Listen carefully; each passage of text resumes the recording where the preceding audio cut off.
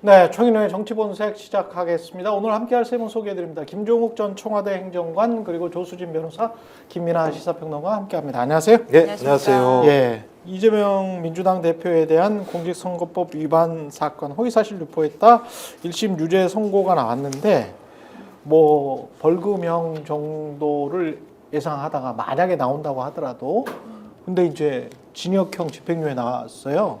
일단 변호사시니까 어떻게 보셨습니까? 저는 원래 제 스탠스는 뭐 이제 시민단체 활동할 때도 그렇고 그렇죠. 예. 판결 같은 것이 이제 이해되지 않는 판결들이 나올 때도 적어도 법원은 욕하지 말자. 그렇죠. 이런 예. 주의였어요. 왜냐하면 민변에 계셨었죠? 예, 민변 사무총장을 했습니다. 예. 근데 왜냐하면 이제 심판은 늘 필요하고 누군가는 결국에는 심판을 해야 되는데 심판을 욕하기 시작하면 더 이상의 결정을 할 수 있는 단위가 없어진다. 웬만하면 심판은 건들지 말자라는 주의인데 그런데 그렇기 때문에 심판이 명백하게 오심을 했을 때는 더 분노하고 그 심판은 더 비판을 받아야 된다고 생각을 하거든요. 근데 이번 판결은 제가 다른 법조인들하고 이야기를 해봐도 그렇고 저도 형사 전문 변호사로서 이 사건에 대해서 무죄가 완전히 나지 않더라도 왜냐하면 이건 기소할 사건이 아니었지만 기소가 된 이상 만약에 법원이 이제 자판기처럼 그대로 기소를 따른다고 하더라도 만약에 다 유죄가 나도 벌금 50에서 80만 원 사건이다라고 생각했습니다. 예. 그런데 징역 1년에 집행유예 2년이 나왔어요. 그래서 첫 번째로는 양형상 지나치게 과도해서 이 심판의 판정은 받아들이기 어렵고 두 번째로 법리적으로도 뭐 이거는 이제 차분차분 따져봐야겠지만 이해할 수 없는 판결이다 이런 생각이 좀 많이 들었습니다. 예. 다른 분들은 뭐, 어떻게 보셨어요? 저도 제가 볼 땐 이게 좀 민주주의에 대단히 위험한 징후라는 생각이 들었어요. 그러니까 뭐냐면 사법부가 재량범이라고 얘기하는 게 입법 취지에 근거해야 되는 거잖아요. 그러니까 입법 취지가 정해진 그러니까 입법 취지에 맞게 그것들 행사를 해야 되는데 제가 볼 때 사법부가 계속 입법 재량권을 갖다 확대하고 있는 것 같다는 생각이 드는 거예요. 그러니까 자기들 마음대로 그러니까 그것에 그러니까 적어도 확대를 하려고 한다면 확대도 문제입니다만 형평성이 맞아야 되거든요. 근데 야당 당대표에 대해서는 매우 엄격한 그리고 상식을 초월하는 예를 들면 형량을 때리고 소위 여당 대선 후보였고 대통령이 된 사람에 대해서는 대부분 다 무혐의 불기소 처분을 하는 상황들이 벌어진다면 저는 국민들 입장에서는 사법부의 신뢰를 가질 수 없을 거라는 생각이 드는 거고요. 그러니까 사례를 봐도 20대, 21대 국회에서 시정받은 게 선거 공직선거법 관련해서는 2건 정도밖에 없는 것으로 제가 알고 있는데 그것도 제가 볼 때 금품이 실제로 오갔다라고 하는 것이 확인됐었기 때문에 소위 구형부터 시작해서 시정이 나왔다는 측면들이 있는 건데 이 사안은 다 말씀하신 것처럼 기억에 대한 영역에 대해서 사법부의 판사가 시정을 때리는 시정이라고 하는 건 인실을 구속하게 하겠다는 거 아니겠습니까? 저는 이런 식이라고 한다면 사법부가 정치적 영역까지 매우 깊숙이 들어오는 사태이기 때문에 저는 민주주의의 매우 위험한 징후 중에 하나가 이번 사건 판결이라고 생각이 듭니다. 김민아 평론가는 일단 이 스튜디오 너무 예. 춥습니다. 네. 그래서 잘 생각이 안 나요? 너무 춥기 때문에 예. 손이 막 얼었어요. 예. 따뜻하게 이렇게 컵을 좀 잡고 예. 잡으면 약간 좀 따뜻해져요. 아니 오늘 아니 날이 옆에 있는 컵 있잖아요. 갑자기 많이 추워져가지고 네. 오늘 날이 그 많이 컵은 추워졌습니다. 종이컵이라서 그렇게 따뜻하지 않을 거고. 춥다는 거를 굉장히 강조를 드리면서 예. 네, 여기가 춥다 예. 그걸 이해를 해주셔야 됩니다. 예. 시청자분들이.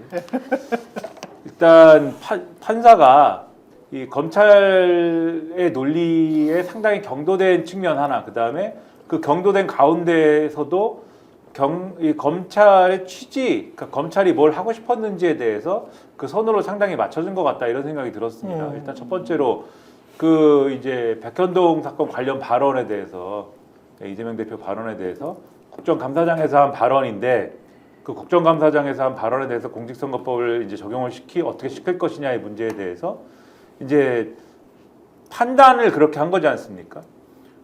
이것은 비록 국정감사장에서 한 발언이지만 이 결국은 대선과 관련돼서 이재명 대표가 본인이 어떤 의식하고 한 발언이고 이 대선에 관련돼서 이 한 발언으로서 본인이 준비를 하고 와서 이제 한 발언이다 이렇게 판단을 한 거고 그걸 위해서 나름대로 이 사전에 여러 가지 준비를 해서 이 뭐 만들어 가지고 와서 이제 한 것이다. 그렇기 때문에 공직선거법상의 이제 어떤 그런 허위사실 공표라는 조항을 이제 적용한 것이다라고 이제 판단을 했는데 이게 검사의 어쨌든 공소 사실인 거잖아요. 예. 그래서 그거를 그대로 적용해줬다라는 것에 대해서 굉장히 이제 무리하다라는 지적이 있는 것 같고 그 다음에 김문기 씨 관련 발언에 대해서는 김문기 씨를 몰랐다라고 하는 거에 대해서 이 검사는 이것도 허위사실 공표다라고 했는데 그거에 대해서는 판사가 그거는 좀 무리다라고 일단은 판단을 한 것 같아요. 몰랐다라고 하는 거에 대해서 허위사실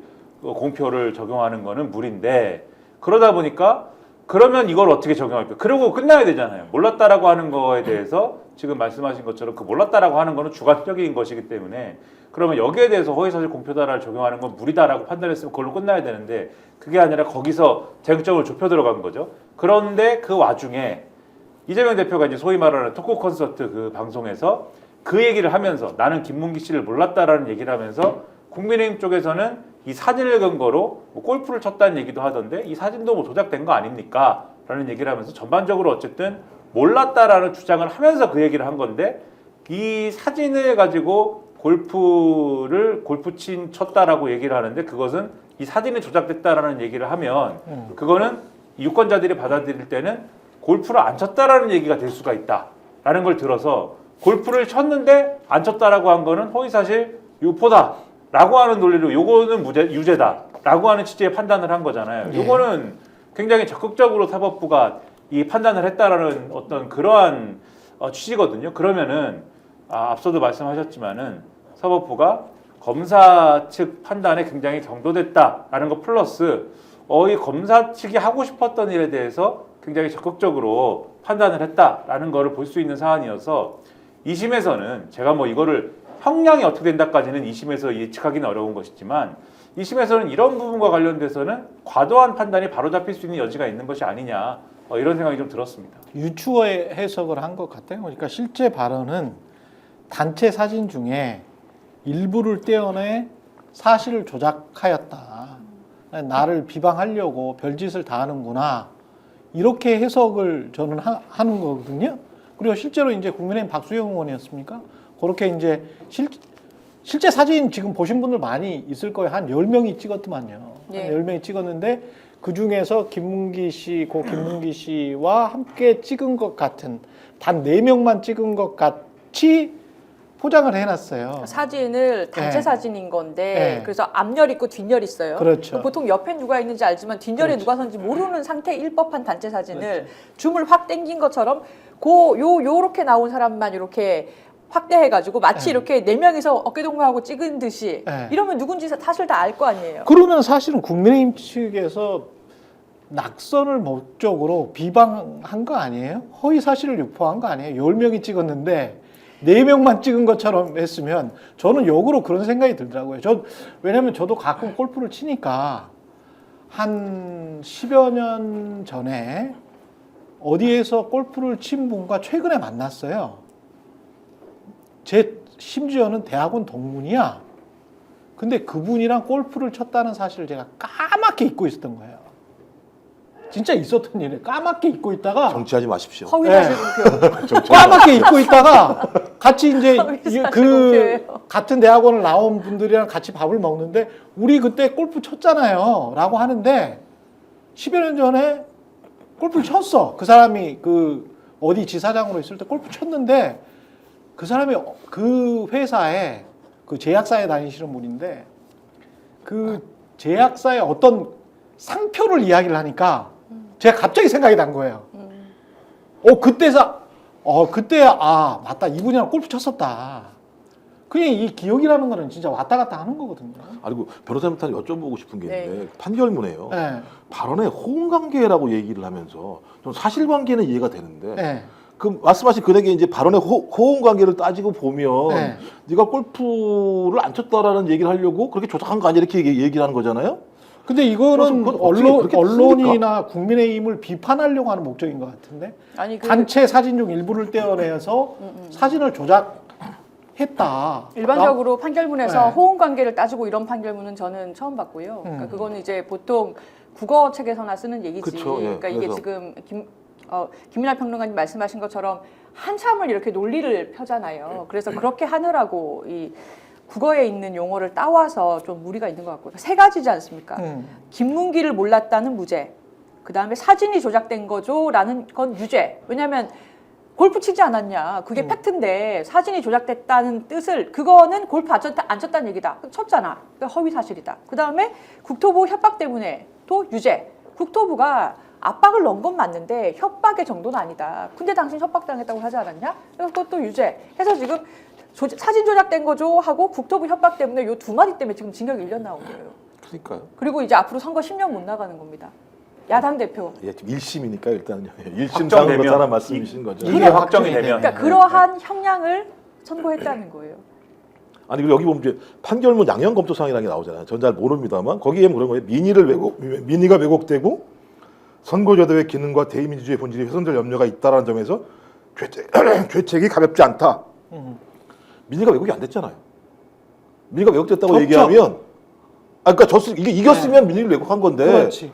졌으면 졌죠. 민의가 왜곡된 것이 아니고 네. 당선 목적도 실현이 안 된 거예요. 그렇죠. 그러니까 입법 취지인 당선을 목적으로 허위 사실을 유포했다는 건데 네. 당선도 안 됐고 그다음에 여기 나오는 것처럼 민의가 왜곡되지도 않았다라는 게 하나인 거고 그러니까 윤석열에 대한 거짓말에 관해서 이게 판단을 했으면 그렇죠. 그건 말이 되죠. 법해. 그건 말이 되죠. 왜냐하면 거꾸로고 당선을 했기 때문에. 두 번째는 네. 의혹에 대한 해명이라는 명목 방송을 매체로 이용하여 파급력과 전파력이 컸다라고 얘기하는데 의혹에 대해서 질문을 하니까 SBS에서 그렇죠. 질문을 하니까 대답을 한 거, 수동적으로 대답을 한 거지 그렇죠. 않습니까? 네. 그다음에 또 하나는 국정감사장에서 감히 국회의원이 질의를 하시는데 답변을 한 거잖아요. 네. 근데 그것도 매우 능동적으로 미리 준비했다라고 얘기를 해요. 그럼 준비 안 하는 답변이 어디 있습니까? 국정감사에서. 근데 이제 국정감사에서 얘기된 사항에 대해서는 그 발언을 가지고 처벌을 하지 않는다라고 조항이 돼 있잖아요. 네. 근데 갑자기 그것이 경기도 지사 때 문제가 아니라 성남시장 때 문제니까 다 별개라고 얘기하는. 그러니까 판사가 검사를 돕기 위해서 여러 가지 장치를 갖다가 만들어 놓은 거예요. 좀 그렇다면 이건 제가 판사가 아니다. 검사를 돕는 사무관 정도, 수사관 정도의 수준이 아닌가 생각이 들어요. 이 판결을 보면. 그러니까 그 가중 사유가 그러니까 이게 잘 보면은 가중 사유가 있고 이제 감경 사유가 있는 건데, 그러니까는 사실 감경 사유를 고려를 한 게 지금 말씀하신 부분은 있긴 있는 것 같아요. 그러니까는 당선은 되지 않았다라는 부분에 대해서 판결문에 써 있긴 합니다. 그게. 근데 그렇기 때문에 오히려 그러면 민의를 말씀하신 대로 민의가 왜곡됐다라는 게 그러면은 이게 구체적으로 뭐냐, 뭘 얘기하는 거냐. 그러니까 구체적으로 뭐 5% 차이로 이겼어야 되는데 0.73% 그러니까요. 포인트 차이로 이겼다라고 판사가 주장을 하고 있는 거지. 그러니까 판사 생각에 네. 판사 생각에 그렇다라는 건데 이게 구체적으로 이제 어떤 거냐에 대해서 코에 걸면 코걸이고 귀에 걸면 귀걸이 아닙니까? 입증이 안 되는 거죠, 그래서 그건. 이제 네. 이런 부분은 논란을 일으킬 수 있는 그러한 이제 어떤 가중 사유일 것이다라는 생각이 들고, 그다음에 이제 방송 매체를 통해서 이제 된 것이기 때문에 그것의 어떤 심각성을 가중 사유로 판단한 것 같은데 그렇게 서술돼 있으니까. 근데 그 방송이라는 것도 물론 이제 이재명 대표의 뭐 토크 콘서트와 관련된 부분은 있습니다. 그런 것들은 이 논리대로 하면은 뭐 충분히 이제 준비할 수 있었고 뭐 내지는 이게 토론과는 다르다 이렇게 논리를 엮을 수가 있는데 그 토크 콘서트에서 한 얘기가 사실은 그 골프 발언이에요. 그렇지. 근데 그 골프 발언은 다시 말씀드리지만 그거는 김문기를 몰랐다라고 하는 그 논리를 계속 얘기하면서 나온 그 사진과 관련돼서 설명하면서 나온 사실은 이게 즉흥적 발언에 가까운 얘기라고요. 아. 그러면은 여기 이 발언과 관련돼서 이게 방송 매체를 통해서 파급력이 컸다라고 하는 부분을 가중사유로 얘기하려면 이 부분과 관련돼서는 이게 굉장히 즉흥적으로 나온 발언이다라는 거를 감안해서 판단을 해야 되는 건데 근데 이 부분은 오히려 즉흥적으로 나온 발언이라는 거는 오히려 감안을 하지 않고 있거든요. 그래서 이 부분은 다시 판단할 여지가 있는 거 아니냐라는 생각이 오히려 이 가중 요소를 보면 볼 수가 있고, 그리고 방송을 통해서 이제 방송을 통해서 했기 때문에 파급 효과가 크다라는 부분에 대해서 국정감사의 경우에는 그 국정감사가 이재명 대표가 준비해가지고 생중계된 그런 방송이 아니지 않습니까? 그거는 국정감사이기 때문에 생중계가 된 거잖아요. 물론 이게 생중계가 되는 국정감사이기 때문에 내가 이 기회를 잘 활용해가지고 대선에 한번 활용해봐야 되겠어 이렇게 마음을 먹었다라는 게 검사의 주장이고 검사의 공소 사실인데, 그러면 어느 국정감사에서인들 그러면 어느 이 국회에서의 행사인들 그러면 생중계가 안 되고 이렇게 따지기 시작하면은 모든 국정감사는 이 어떤 정치적으로 활용되는 것이고 모든 국회는 정치적으로 다 활용되는 거잖아요. 그러면 완전히 이게 원인 재판 아닙니까? 그런 것으로 보면은 요 방송을 통해서 파급 효과가 컸다라는 부분을 그 국정감사장의 어떤 방송에다가 가중사유로 이제 판단한 거는 제가 볼 땐 무리한 거 아니냐 그런 점이 이제 드러나는 거죠. 그리고 가장 큰 게 이제 그런 것 같아요. 이거를 트럼프 예를 들어서 이야기를 한다면 트럼프는 이제 대통령 임기 말에 사실상 국가 반란을 사주했다는 혐의를 받고 있지 않습니까? 그런데 그것과 관련된 재판이 4년 동안 계속 미뤄졌잖아요. 그러다가 연방대법원에서 사실 그거를 요거는 국민들이 민의로 선택해야 될 것 같다라고 하면서 계속 미뤘어요. 물론 다른 판결들도 있습니다. 그러니까 뭐 성추문과 관련해서 상대를 매수했다. 뭐 이런 거는 유죄 판결이 1심에서 나오기도 했습니다만은 하여간 끝까지 결심은 미뤄버리면서 어떤 국민들에게 선택의 기회를 줬죠. 그냥 트럼프가 당선이 된 것이 뭐 좋다 나쁘다를 다 떠나서 미국 연방 대법원이 그 어떤 그리고 죄의 경중이나 이런 걸 따지면 이제 비교가 안 되죠.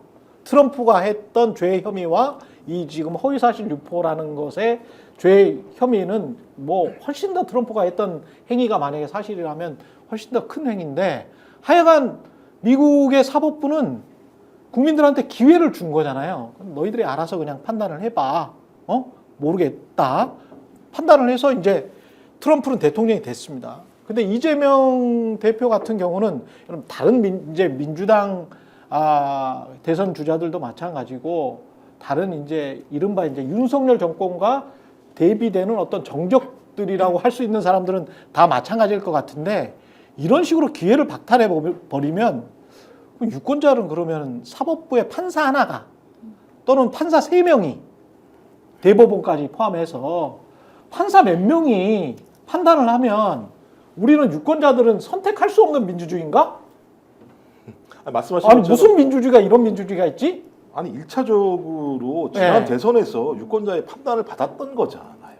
예. 근데 이거 다시 한번 사법적으로 살인을 저지른 행위나 마찬가지인 건데 왜냐하면 앞으로 이게 최종심에서 끝난다면 아예 다시 유권자에게 판단받을 수 없는 상황까지 가는 거니까 예. 그러니까 오죽하면 정규재 씨 보수 농객이었던 정규재 씨가 페이북 제목이 뭐냐면 잘못된 판결이다예요. 제목 자체가. 그래서 한 게 뭐냐면 낙선자는 이미 유권자의 사실상 판결을 받은 결과라는 점에서 공직선거법이 보호하려는 실질적인 이익이 없다. 그러니까. 이거 뭐하러 하느냐? 그러니까. 이렇게 뭐하러 또 2번 처벌하느냐? 예. 그다음에 또 하나가 이 기소검사를 감독하고 포괄적으로 지휘하는 입장에 있는 검찰총장 출신이 대통령이기 때문에 대통령을 장악한 당선자와는 달리 낙선한 자는 공권력의 지원을 기대하는 데 있어서 아무래도 적지 않은 실질적인 제약을 받을 수밖에 없다. 그러니까 이재명은 되게 좀 불리한 위치에서 재판하고 있는데 판사가 저게 뭐냐? 그다음에 두 가지 모두 객관적 사실에 대한 진실을 다투는 것이 아니라 이재명 본인이 갖는 매우 주관적인 상태에 대한 평가를 하는 거다. 그러니까 그렇지. 네가 뭔데 평가를 해? 예를 들면 재판관 자체가. 그다음에 가장 중요한 건 이를 근거로 유무죄를 구하는 것은 법관의 재량을 넘어서 존재하는 영역이다라고 얘기해요. 그러니까 판사가 판단할 수 있는 영역이 아닌데 네가 왜 판단을 하니? 그러니까 잘못된 재판이다라고 얘기하는 거거든요. 예. 그러니까 보수에서 있는 사람들도 이 정도에 판단하는 상황인데 판사라는 사람이 가장 객관적이 될 사람이 이렇게 판단했다는 건 저는 법리와 증거가 아니라 어떤 다른 것이 작동했다고 볼 수밖에 없는 측면들이 꽤 있다. 그러면 판사가 이렇게까지 한다면 이건 대단히 중대하고 문제가 있는 거 아닌가? 그러니까 계속 말씀하신 뭐 판사의 어떤 판결은 존중받아야 된다. 저는 존중받아야 될 판결에 대해서 존중하는 거라고 생각이 들거든요. 제가 볼 때 존중할 수도 없는 판결 아닌가라는 생각이 들어서 저는 매우 진짜 위험한 민주주의 징후이고 아니 그 트럼프 같은 경우는 백악관에 들어오는 거에 대해서 막는 연방 군대를 갖다 6시간 동안 들어오는 부분에 대해서 지시를 안 내려가지고 그렇지. 그 사태가 벌어진 거잖아요. 네. 이런 것들도 예를 들면 그 아까 말씀한 미인이라는 측면 때문에 제대로 판결을 못 내리는 상황인데 그렇죠.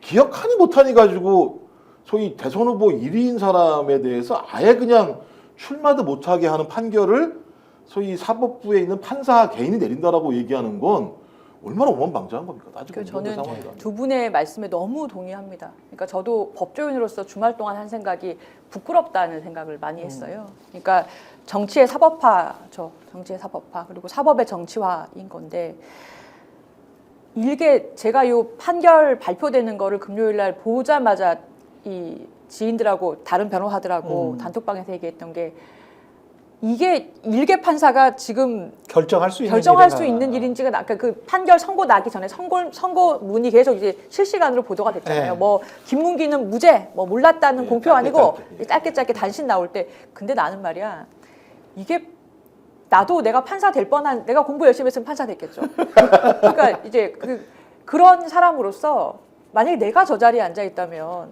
내가 이 제1당 야당의 다음 유력한 대통령이 될 것으로 굉장히 유력하게 점쳐지는 사람의 혐의를 일개 판사가 내가 정치인도 아니고 내가 무슨 국민에게 위임받은 것도 아니고 우리가 선출직도 아니잖아요. 그런데 일개 판사가 저 직을 날라가네 만에 앞으로 대선 출마를 하네 못한 애를 결정하는 게 맞는지 모르겠어. 이게 사법이 이렇게 작동하는 게 맞는 거야? 라고 하고 있었는데 이 뒷부분이 징역 1년에 집행유예 2년이 나온 거예요. 뜬금없이. 그래서 사실 저는 이거는 사법부에도 오히려 도움이 되지 않는 현상이다. 더 많은 권한을 가지는 것이 아니라 두 가지 문제가 혼용이 돼 있어요. 이 문제에서. 하나는 말씀하신 대로 이러한 정치적인 고도의 정치적인 상황 자체를 일개 판사가 하게 못하게 하는 것이 맞느냐, 선거 자체에 못 나가게 하는 것이 맞느냐 문제가 하나가 있고 그것 말고도 만약에 정말로 이게 유죄가 날 수밖에 없고 기소가 안 된 부분들도 많이 있지만 기소가 된 부분에서 정말로 이 정도 형량이 나온다면은 또 국민들이 그럼 또 받아들이시겠죠. 그런데 판결에서 조금 더 들어가 보면 사진이 조작된 거죠라는 발언하고 유죄 난 거, 국토부 협박 때문에 백현동에 용도 변경했다라는 두 발언은 말씀하신 대로 협박을 겁박으로 바꿨거나 압박으로 바꿨으면 사실 이거 유죄 안 났을 거예요. 판사 논리대로면.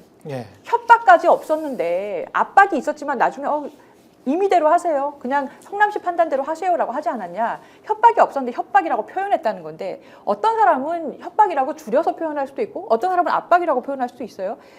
주관적인 표현 때문에 지금 이 유죄가 났다는 거고 사진이 조작된 거죠라는 부분도 사진을 확대해서 올렸다는 부분에서 그걸 어떤 사람은 어쨌거나 사진에 손을 대지 않았냐 조작이다라고 표현할 수 조작이지. 있잖아요. 예. 아니 저는 의도성이 명확한 조작이죠. 아니 그럼 의도성이 명확. 근데 그리고 이 부분을 다른 골프 자를 치지 않았다. 낙선시킬 목적이잖아. 그거는. 그러니까요. 근데 그거를 골프 치지 않았다라는 국어 문법을 갑자기 갖고 오면서 이 호응과 계산 골프 쳤는데 안 쳤다로 연결된다라고 해서 주관적인 표현과 그리고 조작된 거죠라는 표현 두 가지가 어떻게 보면 문법적인 표현인데 표현을 가지고 이게 허위 사실공표라고 했단 말이에요. 사실공표.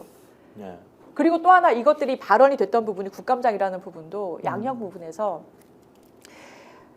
이게 무슨 대선 토론회고 온 국민이 보고 있고 너무 중요한 발언인 거예요. 예를 들어서 우리 장모가 이런 한 장 이익 본 게 없다든가. 근데 알고 보니까 그걸로 징역형도 받았어. 아니면 뭐 주가 조작 관련해서 우리 부인은 손실만 봤습니다 했는데 몇십억 원 이익 봤어요. 이런 식의 대선 토론에서 아니 이게 정말 중요한 발언인데 다 지켜보고 있어요. 근데 허위 발언을 하면 이게 허위 사실 공표 아닙니까? 아니 윤석열은 너무 많아요. 김만배와 친분이 없다 그랬는데 그렇죠. 누나가 집을 사죠. 갑자기. 집을 사죠. 뜬금없이. 뜬금없이. 그래서 잘 팔리지도 않는 연희동 주택을. 예? 근데 딱 그 시기야. 이상하잖아. 근데 거기에 관해서는 그냥 스스로 개인적 관계나 친분 유무는 스스로 평가 내지 의견 표현에 불과하다. 불기소 처분 윤석열. 그러니까 이재명 당대표가 한 얘기도 마찬가지지만 자기의 감정을 갖다가 표현한 거잖아요. 기억이 안 나. 의견 표현에 기억이 안 불과하다. 그다음에 예를 들면 아니 협박, 압박이 계속 강도가 높아지게 되면 그건 네. 협박이에요. 공문이 한 번 온 게 아니잖아요. 그렇지. 그리고 지금 하나의 문건을 뺐잖아요. 20몇 번이 왔다며요. 근데 맨 마지막 문건을 뺐어요. 네. 뭐냐면 알았어. 그게 뭐 예를 들면 네가 안 하겠다고 얘기를 하더라도 내 생각에는 안 해도 상관은 없는데 그래 한번 안 해봐. 이런 식의 공문이 또 왔는데 그 공문만 판사가 뺀 거예요. 그러니까 증거를 갖다가 제가 볼 때는 임의적으로 뺀 거라는 생각이 드는 건데, 그러니까 제가 볼 때는 판사 입장에서는 이재명이라고 하는 피의자는 무조건 유죄 판결을 받아야 된다라고 생각을 하는 거고 거기다가 다 꽤 맞췄다고밖에 볼 수 없는. 그러니까 왜 그러냐면 적어도 판사의 판결이 징역 1년에 집행유예 2년이 나올 정도라고 하면 합리성을 가지고 보는 사람이 납득 가능해야 돼요. 근데 이미 이 판결이 나기 이전에 많은 그 변호사 보수 패널들 같은 경우는 야 이거는 잘 모르겠고 이건 쉽지 않은데 11월 25일을 기대해봐 이랬단 말이에요. 유증교사 문제. 자기들은 유증교사에만 확신을 가졌던 거고 오죽하면 윤상현 의원이 그렇죠. 80만 원 얘기했다가 난리가 났잖아요. 당내에서요. 그러니까 아, 이미 당내에서도 이 재판은 아. 100만 원을 넘어가냐 마냐의 문제로 판단했던 거예요. 그렇죠. 80만 원이냐 100만 원 이상이냐 아. 1심에서 1심에서 이 정도 나오면 2심은 안 되는데? 라고 판단했던 거잖아. 그렇지. 100만 원 나오면 2심 가면 깎이기 때문에 이 정도로 판단했던 걸 판사가 와, 맨 마지막에 뜬금없이 징역 1년에 집행유예 2년을 때린다고 얘기하니까 보수 와 박수 치고 난리가 났고 환호를 하고 왜 환호합니까? 상식적인 판결이라면 그걸 환호할 이유가 없는 건데 상상 위외의 호재가 발생했다고 생각하는 거잖아요. 참 그 사람도 웃기죠. 이게 박수 치고 환호할 문제입니까? 저는 그래서 참 이거 참 골 때리는 사태가 상황이 벌어지고 있다는 생각이 들어요. 그래서 지금 어떤 얘기까지 있냐면 사실 징역 1년 이미 예언한 사람이 있잖아요. 그렇죠. 주진우 의원이 국민의힘 주진우 의원이 자기는 이게 1년 나올 사안이라고 생각한다. 다만 집행유예냐 아니냐가 문제입니다라고 이야기한 영상이 있어요. 그리고 국민의힘에서 선고를 중계하자고 계속 주장을 그랬지. 했죠. 그래서 오죽했으면 많은 분들이 이거 다 알고 있었던 거 아니냐. 그럼 어떻게 알 수가 있느냐. 판사에게 무슨 국민의힘에서 뭔가 커넥션이 있었던 거 아니냐라는 얘기까지 하시는 거예요. 그렇지. 왜냐하면 징역 1년 에이 그게 일반 법조인들 볼 때도 그거는 말이 안 되지.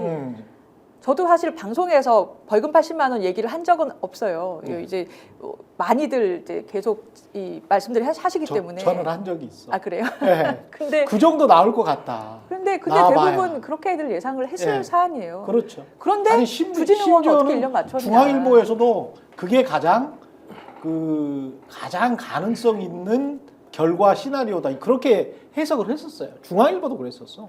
선고가 나기 전에. 또 뭐 보통 일반적인 이른바 이제 보수 신문이라고 판단하니까.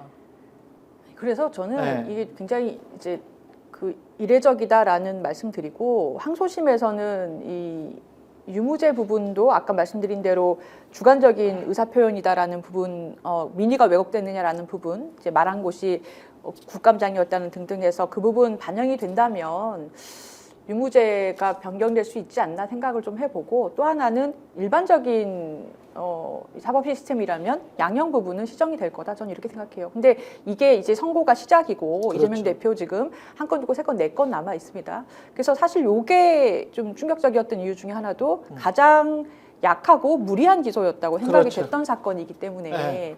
그런데 지금 이렇게 나왔기 때문에 더더욱 너무 다들 놀라는 거죠.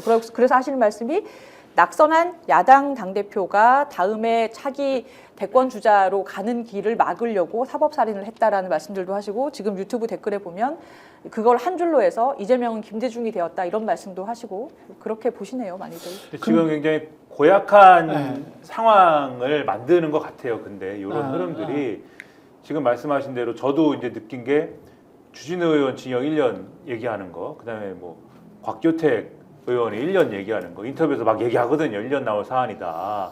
그다음에 한동훈 대표 과거 판례 보면은 징역형 나올 사안이다. 막 이런 취지의 얘기를 뭐 하고, 그러니까 징역이 나온다로 몰아가는 사람들이 이 한동훈 지도부에 있었습니다. 한동훈 지도부에 가까운 사람들이. 그러니까 자기들이 징역으로 막 몰아가는데 말씀하신 대로 윤상현 의원이나 이런 사람들이 80만 원 얘기를 하니까, 그리고 그게 대체적인 제가 이제 들은 보수 평론가, 그렇죠. 방송에 나오는 패널 뭐 이런 분들 말씀이 한 80만 원 나오지 않을까, 이게 대체적인 평이었거든요. 그러니까 윤상현 의원도 그런 얘기를 하는 건데 갑자기 그런 얘기를 얘기하니까 지도부의 흐름과 다른 얘기를 하니까 무슨 소리야 이런 거거든요, 이게.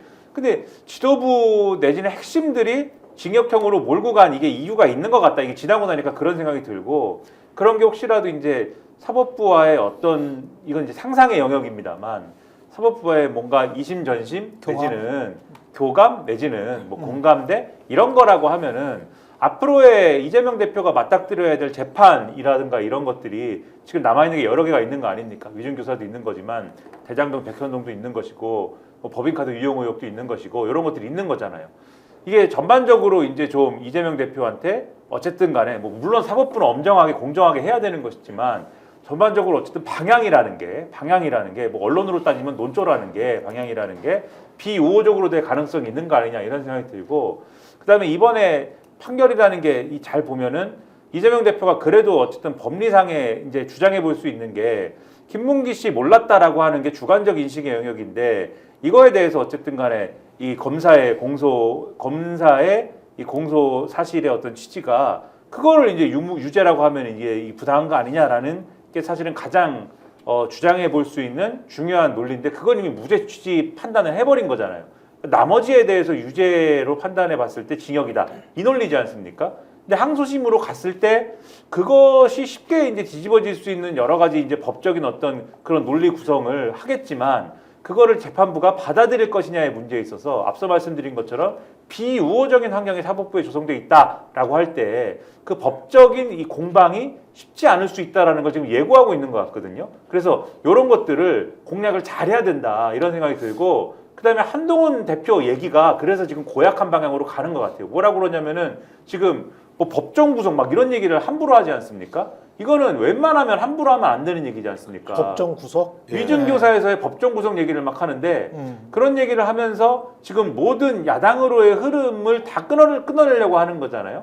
야당이 중심이 되는 집회는 판사 겁박 집회고 그리고 야당이 뭔가 주장하는 거는 다 이재명 구hak이고 이런 식으로 가고 있지 않습니까? 분위기 이렇게 몰아가고 있는 게 있기 때문에 이런 분위기에 휩쓸리지 않고 이 지금 이제 그동안 야당이 주장해온 그리고 시민사회가 주장해온 이제 이재명 대표 문제도 있지만 지금 명태균 씨 의혹이라든가 김건희 여사 특검 문제라든가 이런 거에 대한 흐름을 잃지 않고 가는 게 지금 상당히 중요해졌다. 오히려 이런 생각이 든다라는 거예요.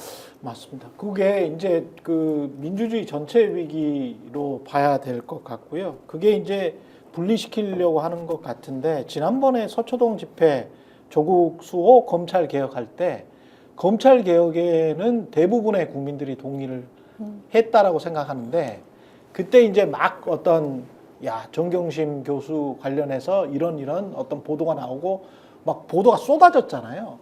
그랬을 때 이제 조국 수호를 함께 외친 분들은 조국 수호 검찰 개혁하는데 조국 수호는 빠뜨린 분들도 많았거든요. 그러니까 정권이 노리는 거는 딱 그건 것 같아요. 그러니까 이번 사안도 이재명 수호 만약에 이제 그런 구호는 안 나왔습니다만은 이재명 수호 뭐 윤석열 탄핵 이렇게 나온다면 윤석열은 탄핵해야 될 것 같아. 또는 김건희는 재판 받아야 될 것 같아. 김건희 특검 뭐 이재명 수호 이렇게 나온다면 김건희 특검은 대부분의 사람들이 뭐 실제로도 뭐 70% 이상이 여론조사에서도 찬성을 하고 있으니까 70% 안팎이. 근데 이재명 수호 이렇게 나오면 그게 확 줄어든단 말이지. 근데 국민의힘이나 대통령실은 그걸 노리는 것 같아요. 너희들 쪼그라들어서 너희들 다시 30-40% 되라. 그러면 중간에 어떤 회색지대를 만들어가지고 그 회색지대를 우리가 침투하겠다. 그래서 이재명 수호의 세력과 그 다음에 민주주의 전체 수호 세력을 분리시켜버리겠다. 그래서 국민의힘이 이 반민주 세력으로 고착되는 요 상황을 빠져나오겠다. 이런 전략이 숨어 있는 것 같습니다. 그래서 지금 보면 저는 2번, 3번, 4번으로 이야기를 했는데 1번이 이제 허위사실 유포와 관련된 이번 첫 번째 재판, 2번이 위증교사, 3번이 성남FC 사건 등 그리고 4번이 김성태 쌍방울 사건이라고 생각을 한다면 3번하고 4번은 대선 전에 일정대로 간다고 하더라도 대선 전에 나올 수가 없어요. 대법 판결이. 굉장히 복잡한 사건들이고 시작한 지 얼마 안 된 사건들이 많기 때문에 특히 3번은 절대 안 나오고 4번은 이재명 재판은 인제 시작을 했기 때문에 안 나와. 안 나올 가능성이 높은데 1번과 2번은 굉장히 간단한 재판이야. 위증교사 허위사실 유포는 굉장히 간단한 재판이기 때문에 이거에 오히려 대통령실과 국민의힘과 검찰이 전력을 쏟았구나. 대선 전에 끝낼 수 있는 재판은 이거다. 그래서 3번, 4번은 어차피 덫에 가다서 이렇게 넣었는데 덫에서 충분히 빠져나올 수 있는 시간적, 법적 공간이 너무 광범위해. 그러니까 3, 4번은 아니다. 3, 4번은 뭐 할 수가 없다. 1, 2번으로 집중하자. 1, 2번으로 집중하려면 기동 타격을 해야 된다. 1번에서 확 죽여버려야 된다. 그게 훨씬 더 정치적으로는 편하다. 그리고 정치적으로 이게 갑자기 이런 선거가 나오게 한 다음에 그 다음에는 분리시켜야 되겠네.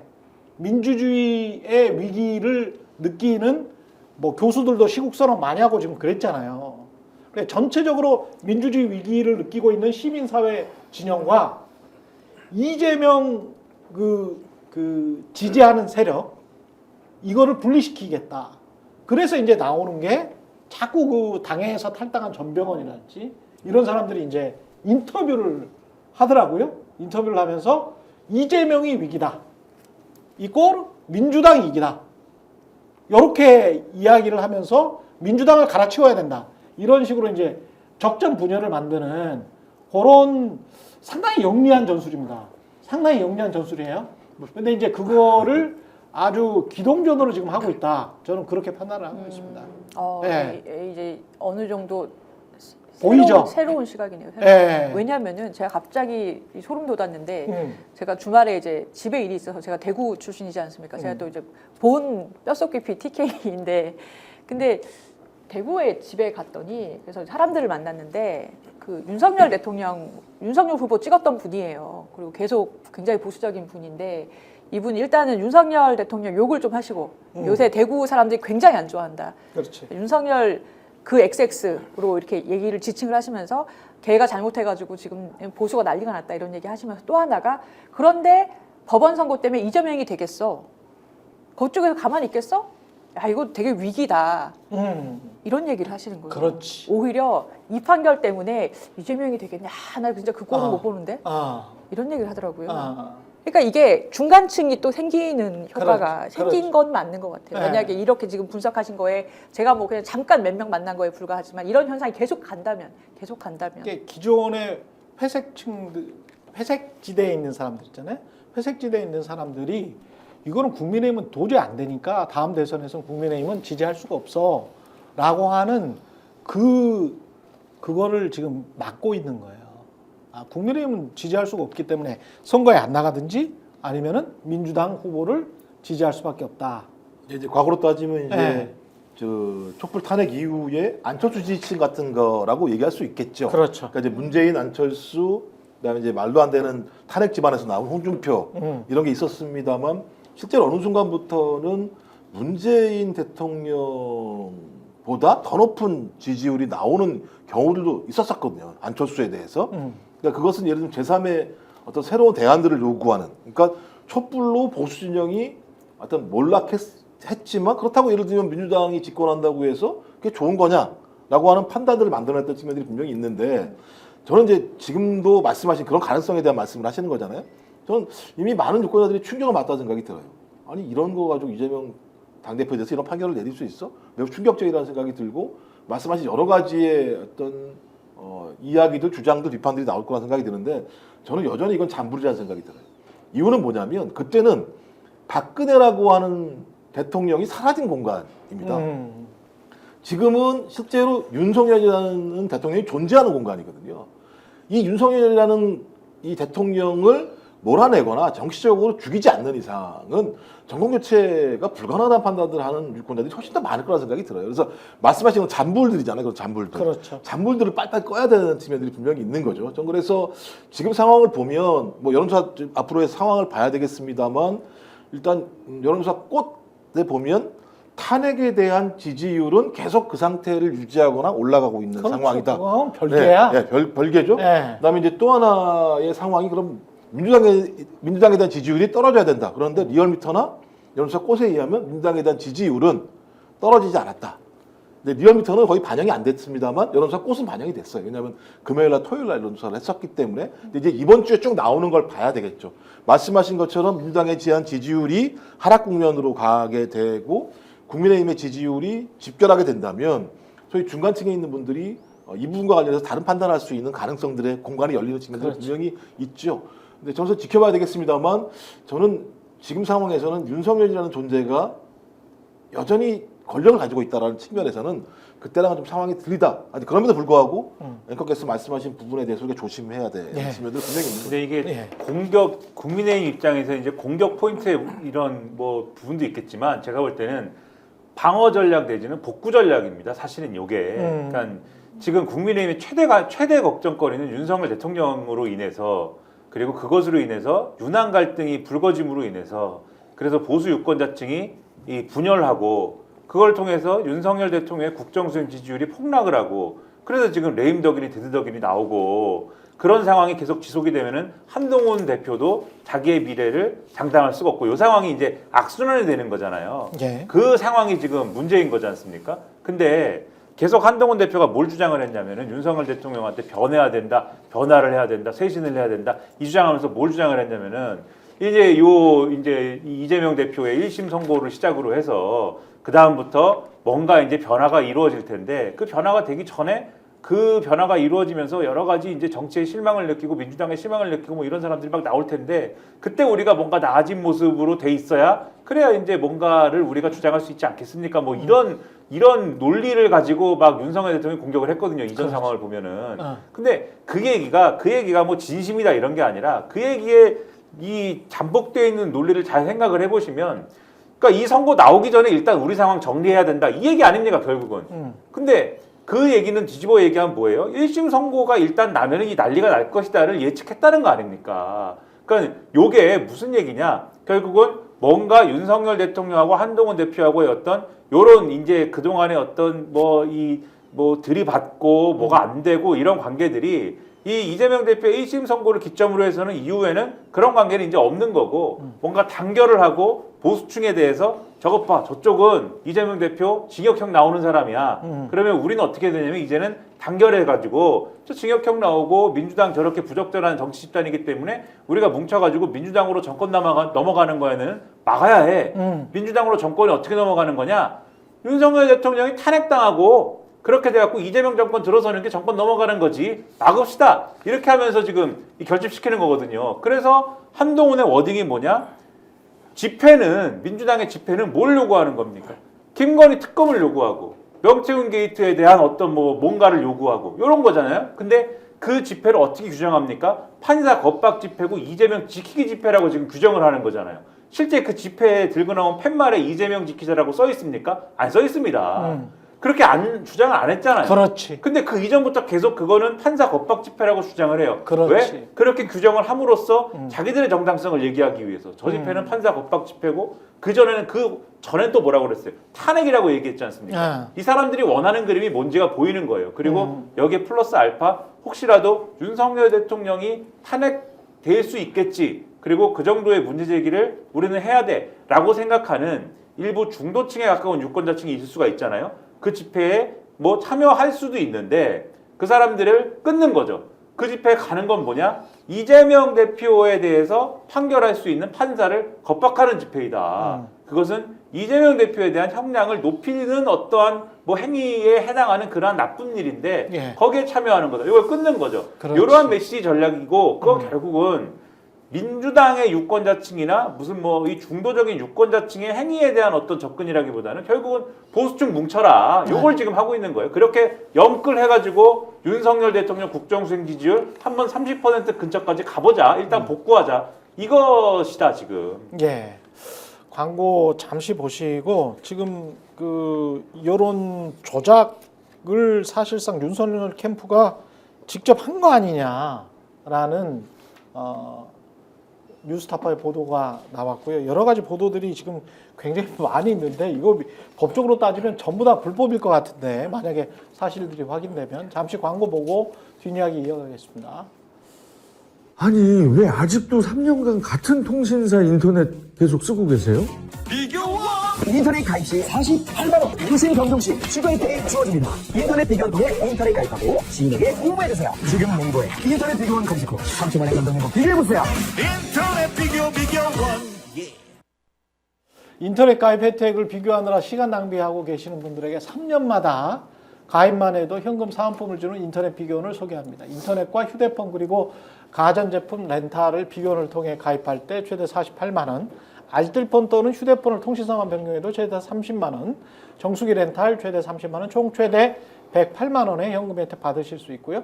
현금 사은품 혜택 원치 않는다. 삼성 55인치 TV로 선택 가능하고요. 인터넷 신규 가입 후 소개한 친구가 가입할 경우 신세계 상품권 4만 원을 무제한으로 드리고 있습니다. 그리고 가입할 때 스픽스 유튜브 보고 왔다. 고함량 비타민 B가 들어있는 웰세이브의 비타민 B 제품도 드립니다. 지금 바로 1670-2571 네이버에서 인터넷 비교원을 검색 후 문의해 주시기 바랍니다. 예, 뉴스타파 보도 잠시 후에 살펴보고요. 김건희 씨는 저도 이 이야기를 좀 들었었는데 루머로 들었었습니다. 근데 이게 사실로 확인이 되는군요. 아니 너무 한겨레 무슨 허위 사실인 줄 알았어요. 단독 보도 뭐 이게 루머로는 계속 떠돌았었는데 이번 정권은 루머로 떠도는 게 팩트가 되죠. 팩트가 되는 게 굉장히 많아. 그러게요. 예, 기상천외. 이게 무슨 본인이 그러니까 2023년 지난해 12월쯤에 그때 뭐 이제 디올백 사건 나고 주가 조작도 다시 한번 불거지고 막 이랬을 때입니다. 도이치모터스 주가 조작도 다시 불거지고 이랬을 텐데 요 그 역술인들에게 명리학자들에게 야, 저 감방 가나요? 이렇게 물어봤다는 거잖아요. 그거를 상담을 한 유명 역술가가 예, 명리학자가. 예, 명리학자가 증언을 했어요. 나 상담 받았다. 그러니까 명태균 씨 같은 부류는 나는 역술인 아니다. 나는 그 정치 컨설턴트다 이렇게 했는데 예. 이 명리학자 유아무개 씨는 예. 진짜 그냥 땡땡 학술원이라는 걸 운영을 하지. 하고 있는 역술인이고 예. 공적으로 중요한 정치 고민마다 김 여사가 의견을 물어왔고 강남에 한대요. 강남에. 마지막으로 물어온 게 감방 가니 안 가니 그때 예. 상담 연락이 왔다. 2023년 12월에 나 감방 가는지는 굉장히 좀 걱정했나 봐. 아니 저는 이렇게 물어보는 사람도 있나? 상식적으로 저희가 자기 앞날을 누가 좀 물어볼 때 네. 제가 요즘에 뭐 여러 가지 몸도 안 좋고 일이 안 좋은데 어떻게 이렇게 물어보는 거지? 그냥 직접적으로 예. 저 감방 가요 안 가요? 라고 물어본다는 건 예. 자기 안에 범죄 행위가 있다는 사실들을 인지하니까 그렇지. 알고 있어. 물어보는 거죠. 네. 그걸 모르는 사람이 그걸 왜 물어봅니까? 본인이 두려워하니까. 아니, 일반적으로 살아가는 사람은 감자도 생각을 안 하고 살아가는 그렇죠. 게 상식적인 건데 아니 본인이 상식적으로 뭐 아무 죄도 안 질렀다. 그러면 뭐하게 물어봐. 무속신앙한테. 그럼 보통 이렇게 물어보죠. 네. 제가 자꾸 구설수에 휘말리고 네. 제가 자꾸 주변에 오해받을 일이 생겨요. 어떻게 네. 하면 좋을까요? 그렇지. 그렇게 하죠. 네. 근데 저 감방 가요? 그게 마치 너무 내가 궁금했나 봐. 한 일이 만약에 어떤 사람이 있다면 그런 걸 물어보는 사람은 아마 뭔가 한 일이 있어요. 근데 이게 들킬까 말까 그 목전에 있어. 이런 상황일 때 이게 들키나요 안 들키나요 이런 거 물어보지 않을까요? 전 그래서 1월 달 한동훈에게 보냈다는 사과 문자가 연결이 되는 것 같아요. 나 감옥 가요 안 가요? 그랬더니 아유 뭐 구설수는 모르겠습니다만 그때 감옥 1월이었어요. 네, 그럴 거예요. 이 문자가요. 아. 근데 감옥 안 간다고 그랬으니까 감옥 안 가니까 사과해도 되겠네? 내가 사과할까요 말까? 연결을 한다면 연동을 한다면 아니면은 굉장히 이제 고민을 하면서 여전히 확신을 못 갖고 사과라도 해야 되나 이렇게 생각할 수도 있고. 둘 중에 하나 하겠습니다만 그러니까 일단 여간 감옥을 안 간다는 확인을 받은 거잖아요. 역술인한테. 그러니까 제가 볼 때 지금까지 김건희 씨가 이렇게 살아온 과정을 보게 되면 중요한 고비마다 역술인한테 물어보고 그 물어본 방향에 맞게 갔던 거니까 이것도 예를 들면 감옥 안 간다는 안도 이후에 자기 정치적 행보를 했다고 우리가 추정할 수 있는 거잖아요. 그러니까 그때 그 명씨 지금 류 씨의 답변이 그거였다는 거 아닙니까? 저 감옥 가나요? 했더니 안 간다. 은둔하면 된다. 기운이 좋아서 감옥은 안 간다. 이렇게 답변을 줬대요. 본인이. 그리고 은둔했어요 실제로. 그때는요. 그만큼 걱정을 했다는 거 아니겠습니까? 어쨌든 본인이 이제 감옥을 가느냐 마느냐에 대해서. 근데 이제 23년도 말에 무슨 일이 있었습니까? 그때 뭐 김기현 대표가 그만두고 한동훈이 비대위원장을 하느니 마느니 23년도 말에 12월 거의 이제 20 며칠 돼가지고 한동훈이 저 비대위원장 하겠네요라고 하면서 뭐라고 했습니까? 김건희 특검 얘기를 물어봤는데 기자가 그때 뭐라고 했습니까? 국민들이 법 앞에 뭐 평등해야 되고 이딴 얘기를 하지 않습니까? 김건희 여사 입장에서. 한동훈이 직접적이구나. 한동훈이 비대위원장 전면에 등장하면서 김건희 특검 이야기를 하니까 본인 감옥 가나요? 그런 두려움이 들었겠구나. 그래서 그런 거와 같이 추정해 볼 수 있는 맥락이 있는 것 같고 그 걱정을 하고 있는데 한동훈 법무부 장관이 자기 비대위원장 한다고 하면서 김건희 특검 조건부 이후에 막 이게 조선일보 일면에 나오고 뭐 이게 그렇네. 될 것처럼 막 얘기를 하는 국면이 있었던 거고 그 시점이네. 그리고 이제 그 다음 해 1월이 되면은 이제 그 마리 앙뚜아네트 이런 얘기를 하기 시작하는 거고 김경률 비대위원이 그때 이제 제가 사과를 해야 되나요? 뭐 이런 문자 보내는 거고 이런 국면이 있었던 것이고 그다음에 이제 김건희 여사가 이 사람을 처음 안 거는 2019년에 검찰총장 할 때라는 거 아닙니까 지금 예.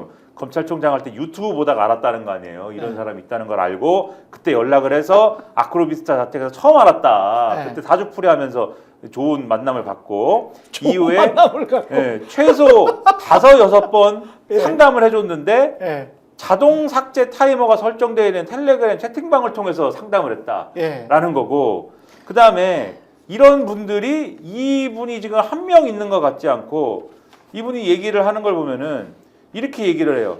조언을 구하는 명리학자나 무속인이 본인 외에도 더 있다. 분야별로 7-8명이 더 있다. 아, 명리학도 분야가 있군요. 그렇죠. 그래서 예. 풍수, 관상, 사주, 미래 예측 등 주술의 분야별로 조언을 듣는 사람들이 있다는 거다. 이게 무슨 얘기냐? 상상을 해보면은 그러니까는 저 간방 가나요? 그러니까 약간 이 좀 그 미래, 약간 미래와 관련된 거는 이분 담당인 것 같고, 근데 이제 무슨 뭐 이 날짜를 잡거나 뭐 이런 것도 다른 담당이 있는 것 그렇습니까? 같고, 그러니까 네. 이게 뭐 맥락이 그런 거잖아요. 지금. 저기에다가만 해도 돈을 많이 쓰겠다. 그러니까 풍수 관련된 거는 이제 다른 분이 있는 것 같고, 네. 그다음에 뭐 근데 구약 성경은 왜 외우셔요? 저 사람은? 사주 관련한 것도 다른 사람이 있는 것 같고 위험을 그러니까 이게 부배하는 거 아닐까요? 아, 기독교와 명리학 쪽으로 이게 이렇게. 그러니까 쉽게 얘기하면은 그러니까 궁정 마법사의 팀이 있는 거죠. 네. 길드가 있는 거죠. 궁정 마법사 길드가 있고 네. 그 길드에서 이제 이분들이 여러 가지 이제 상담을 지금 하는 시스템인 것이고 그리고 여기서 그럼 이 네. 길드에서 뭐까지 하느냐 여기 보면은 이 윤석열 정부 초기 대통령실에서 비서관으로 일했던 한 인사가 이렇게 얘기를 합니다. 여사가 대통령실 직원을 뽑을 때 이력서를 봤는데 이력서에는 사진과 생년월일이 적혀 있어서 무당을 통한 사주를 본다는 말도 있었다. 이렇게 돼 있는데 그러면 이 길드의 사주 담당이 김건희 여사로부터 이력서를 받아가지고 사주를 딱 본 다음에 그 데이터를 김건희 여사한테 회신해가지고 이 사람 괜찮습니다. 안 됩니다. 해가지고 김건희 여사가 그 데이터를 오케이 한 다음에 대통령께 얘는 되고 얘는 안 돼. 이렇게 해준 거 아니냐. 아니, 저거는 완전히 엉터리 사주지. 시가 없는데 거기에는 이력서에는. 그렇죠.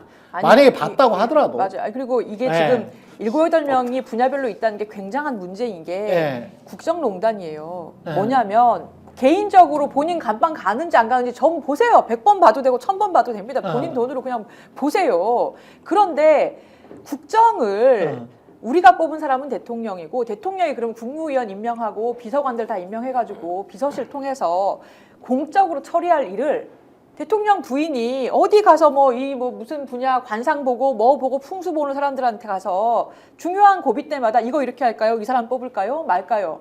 영부인이 활동할 게 있는데 이 본인 감옥 가나요를 듣고서 그 다음에 은둔하면 된다 그 말 듣고 150일 동안 외부 활동 안 한 거잖아요. 누가 그렇게 하라고 했어요? 영부인이 할 역할이 있는데 그렇지. 본인이 그 150일 동안 감옥 안 가려고 명리학자 말 듣고 은둔하는 게 말이 됩니까? 아까 이게요. 제가 이제 감옥 가나 저도 이걸 하다가 한 2-3주 전에 이 얘기를 들었어요. 그렇죠. 그래서 뭐 이런 거 갖다 물어보고 난리야 이랬거든요. 네. 아야 아무리 이랬는데 그것도 사실이 드러내놓고. 예, 사실이 확인이 된 건데 예. 또 하나는 이 김건희 씨가 건강이 안 좋다라는 얘기가 막 나왔을 때가 있었잖아요. 그랬죠. 그때도 마찬가지입니다만 제가 얘기할 수 없습니다만 역술인이 무슨 얘기를 했기 때문에 그것 때문에 건강에 심각한 문제가 있었다는 얘기가 나왔었어요. 실제로. 그러니까 만약 이게 사실, 그러니까 이 감옥이 사실이라니까, 야 이것도 사실인가? 라는 생각이 들어서, 야 이게 예를 들면 역술인의 말 한마디 한마디가 대통령 부인이 정치적 행위를 할 수 있게 움직이는 기본적인 어떤 원인이 된다라고 하면, 야 이게 뭐지? 이걸 예를 들면 우리가 소위 말하는 현대적인 민주주의 국가에서의 국정 운영 방식이라고 얘기할 수 있나? 뭐 국정에 개입할 수도 없습니다만 워낙 개입을 많이 했으니까. 네. 전 그런 면에서 야 진짜 대통령을 무식하다고 얘기하는 이유를 알겠다. 대통령 부인이 이런 생각이 들어요.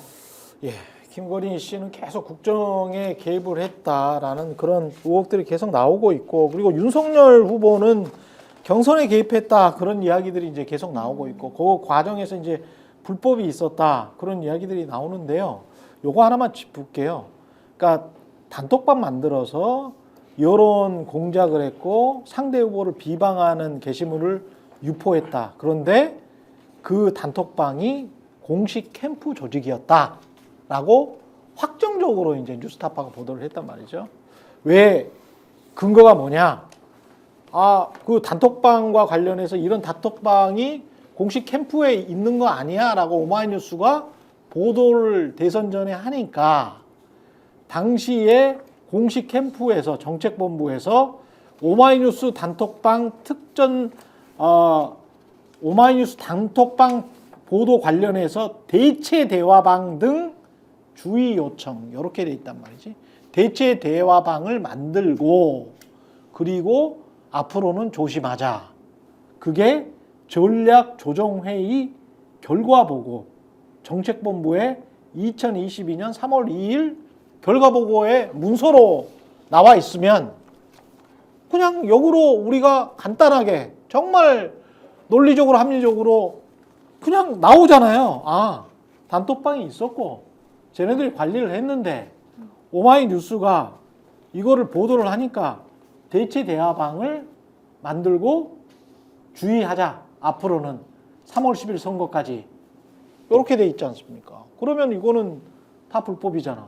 이거 단순한 거죠. 만약 이렇게 회의에 올라갔다라고 얘기하면 공식 문서로 그러니까 있잖아. 오마이뉴스에 고소 고발했어요. 사실이 아니라고 얘기하면 자기 스스로가 사실로 인정했다는 거기 때문에 그러니까 이것도 공직선거법 위반에다가 그다음에 미신고 불법 선거사무실 문제도 걸리잖아요. 그렇죠. 그다음에 또 이제 지금 아직 보도 안 됐습니다만 뉴스토마토에서 얘기했던 겁니다만 소위 성향 분석을 한 명태균 씨 성향 분석을 한 여론조사를 해서 그걸 이준석 그 당시 당대표에게 넘겼고 그렇지. 당대표가 그걸 소위 이 당원 투표만 하는 담당하는 여론조사 기관에다가 줬다라고 하는 상황에 대해서 보도를 했는데 오늘 거기 뉴스토마토 편집국장인가요? 나와서 하는 얘기가 뭐냐면 뉴스공장에서 나와서 했죠. 이야기했죠. 2명의 이 사실을 별도로 확인한 두 사람에 대한 증언을 가지고 있다. 근데 그 중에 한 명 국민의힘 의원이었어. 전직 의원이었고 근데 이 사람들이 얘기하는 건 나는 실명으로 못하겠다.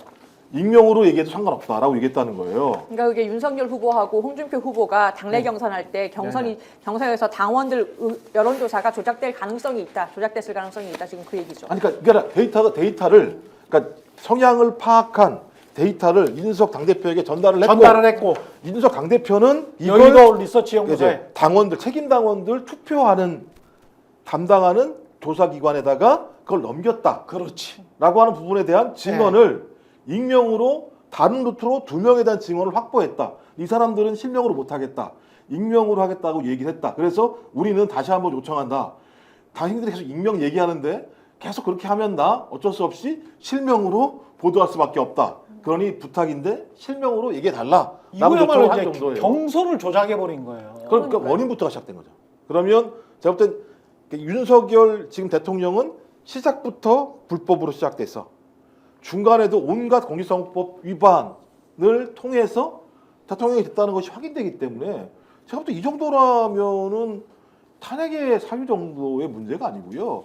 이거 제가 볼 때 민주주의 전반을 갖다 붕괴시켜버린 헌정사상 말이 안 되는 일을 벌인 거죠. 실제로. 맞습니다. 그게 사실이라면. 아니, 여기서 모든 문제가 이제 드러나는데 그 당시에 그 단톡방에 올라온 사실 허위사실 공표된 그 허위사실 중에 하나가 뭐냐면 이재명 후보 옆집이 불법 선거사무소다 라는 소문을 막 그 단톡방에서 막 돌린 거예요. 이거는 명백하게 공직선거법에 후보 비방죄 또는 허위사실 공표죄거든요. 근데 여기서 핵심이 뭐냐?